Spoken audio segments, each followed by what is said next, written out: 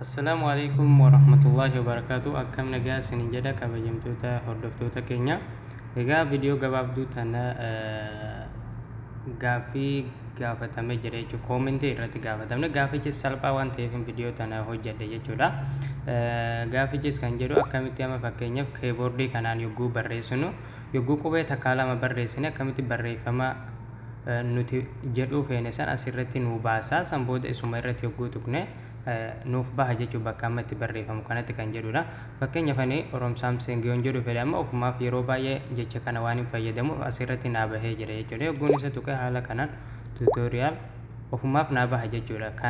Kanarraas dabalatee ammallee waan biraa assalaamu alaikum yoon jedhu fedhe aa fi saasaa yogguun godhe assalaamu alaikum haala kanaan ofumaaf naa baha jechuudha. Iid mubaarak waa'ee hedduudha jechuudha. Waa hedduu waan inni kanaan dura balleessee ofumaaf na baase jechuudha. Fakkeenyaaf moobaayila jedhu fedhes yeroo hedduu jecha moobaayila waan hin fayyadame qubee maa yogguun tuqe ofiif na baha jechuudha.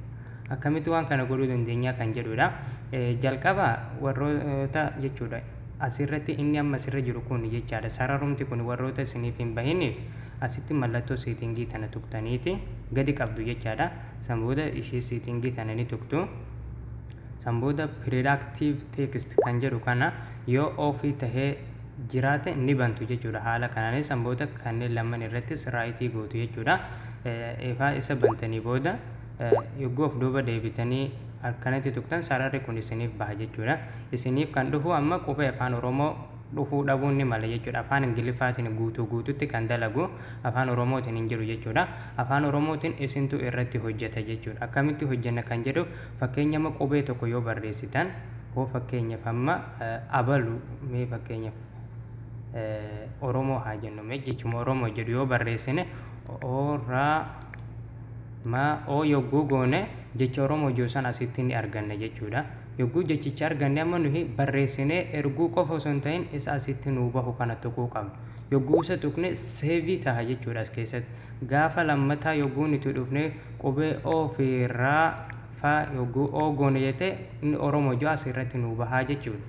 Ammas jecha tokko yoo barreessine fakkeenyaaf akkaataa haa jennuun fakkeenyaaf ani amma kanaan dura waan seevii godheef ofumaa naa baha jechuudha. Isinis guutuu ni barreessita yeroo jalqabaatiif akkaataa jettanii yogguu barreessitan asirratti isinii baha jechuudha. Isa asirratti isinii bahu kana tuqtan jechuudha.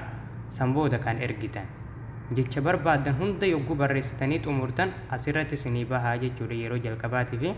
Yogguu inni asirratti isinii bahe isarratti ni tuqtu ni ergitu. Yeroo lammataatiif jecha san barreessuuf qubee takkaa lama yogguu tuqtan ofiif isinii baha jechuudha asirratti.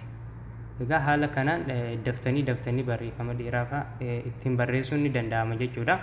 Amma yeroo hedduu waan isa fayyadamuuf jechoota hedduu asirraa ni qaba jechuudha. Yoggaan qubee takkaa lama barreesse ofumaaf na baha jechuudha.